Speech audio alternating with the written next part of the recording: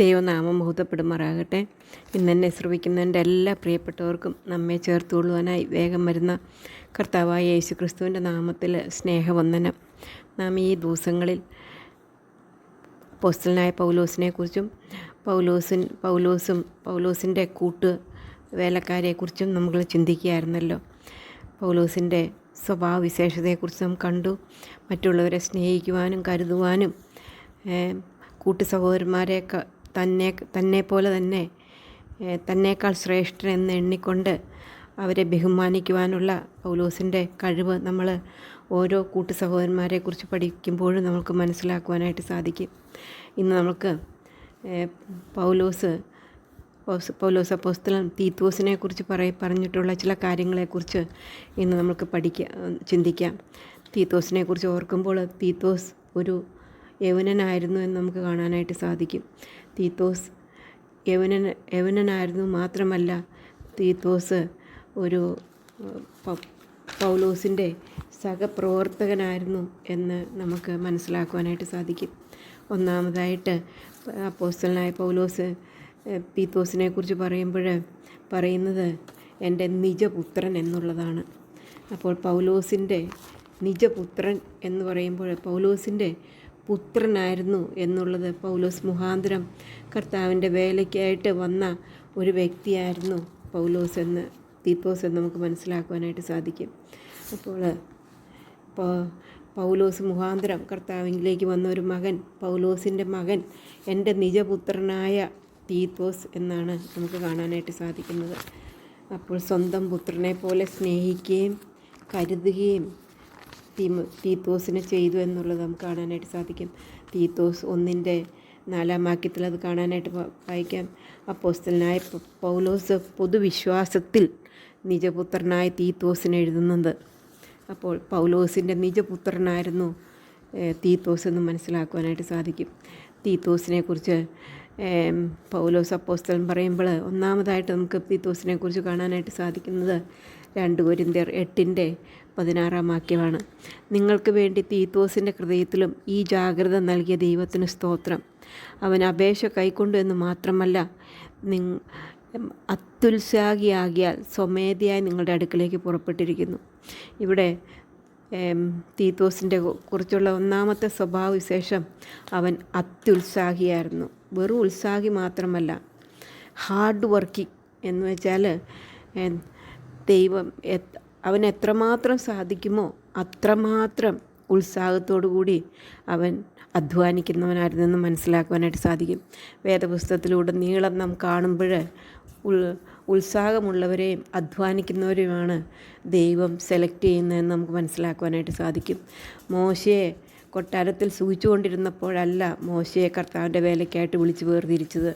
മറിച്ച് മോശ ആടുകളോടുകൂടെ ആടിനെ മേയിച്ചുകൊണ്ടിരുന്ന സന്ദർഭങ്ങളിലാണ് മോശയെ കർത്താവ് ഈ 100,000-ൽ പരം പുരുഷന്മാരെ നയിക്കുവാനായിട്ട് മോശയെ തിരഞ്ഞെടുത്ത് ആ ശുശ്രൂഷയ്ക്ക് ഏൽപ്പിച്ചെന്ന് മനസ്സിലാക്കുവാനായിട്ട് സാധിക്കും.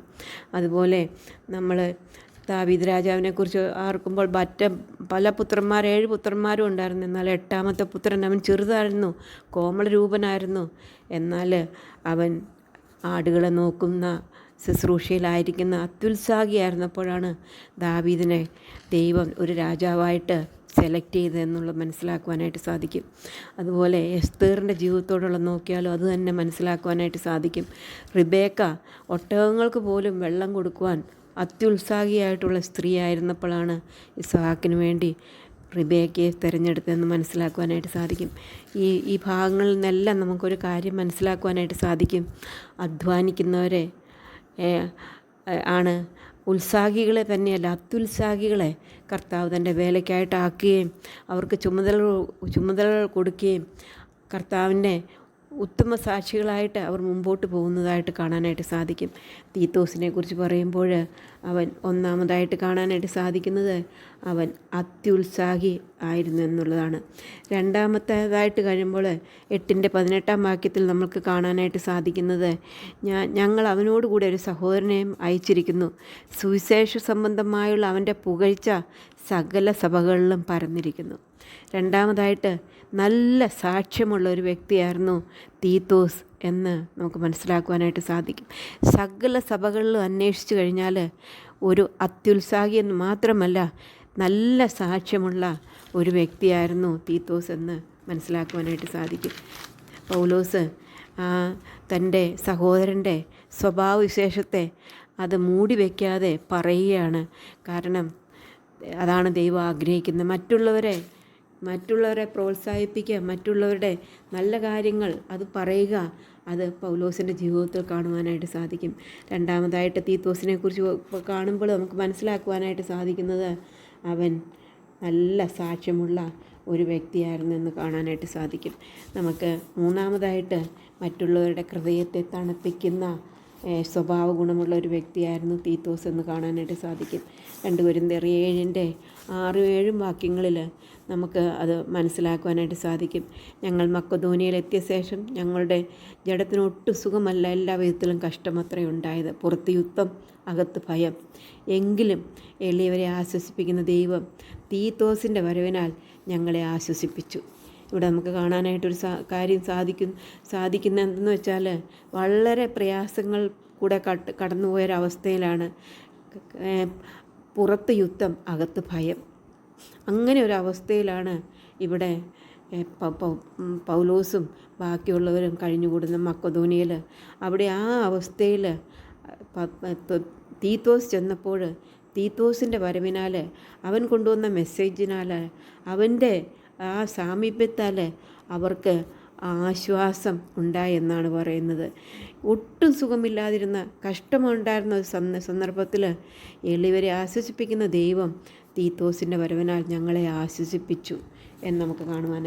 മറ്റുള്ളവരുടെ ഹൃദയത്തെ തണുപ്പിക്കുന്ന ഒരു ദൈവദാസൻ, ഒരു ദൈവമകൻ ആയിരുന്നു തീത്തോസ് എന്ന് നമുക്ക് മനസ്സിലാക്കുവാനായിട്ട് സാധിക്കും.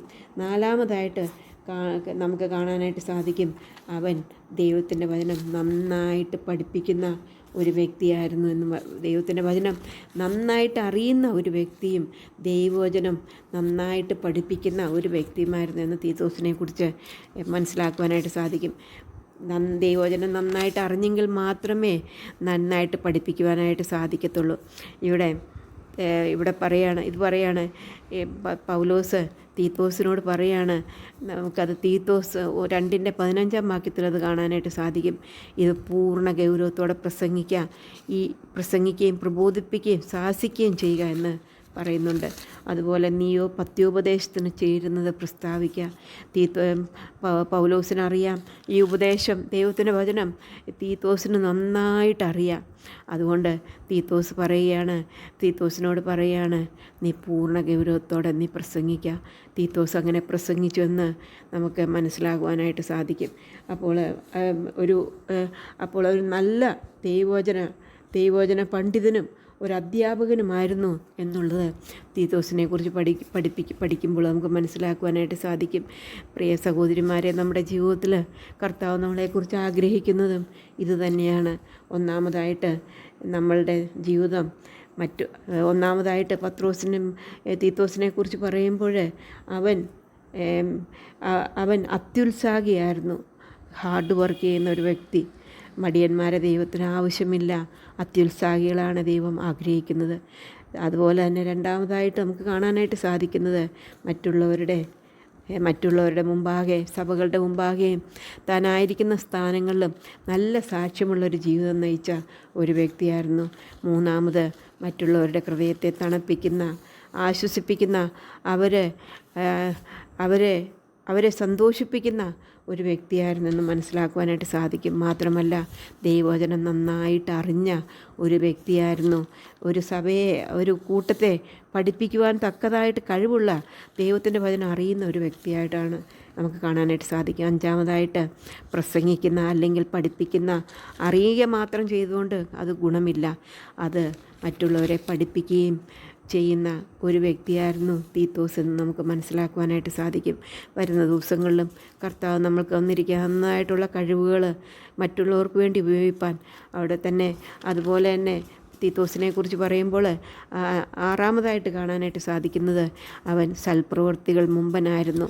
അവൻ തന്നെ സൽപ്രവൃത്തി ചെയ്തു എന്നുള്ളതല്ല, മറ്റുള്ളവരുടെ മീൻസ് മറ്റുള്ള സഭകളിൽ നിന്ന് പിരിച്ച് ആ സമ്പാദ്യം കൊണ്ടുവന്ന് കൊടുക്കത്തക്ക വിശ്വസ്തനുമായിരുന്നു എന്നുള്ളത് നമുക്ക് വായിക്കുമ്പോൾ മനസ്സിലാക്കുവാനായിട്ട് സാധിക്കും.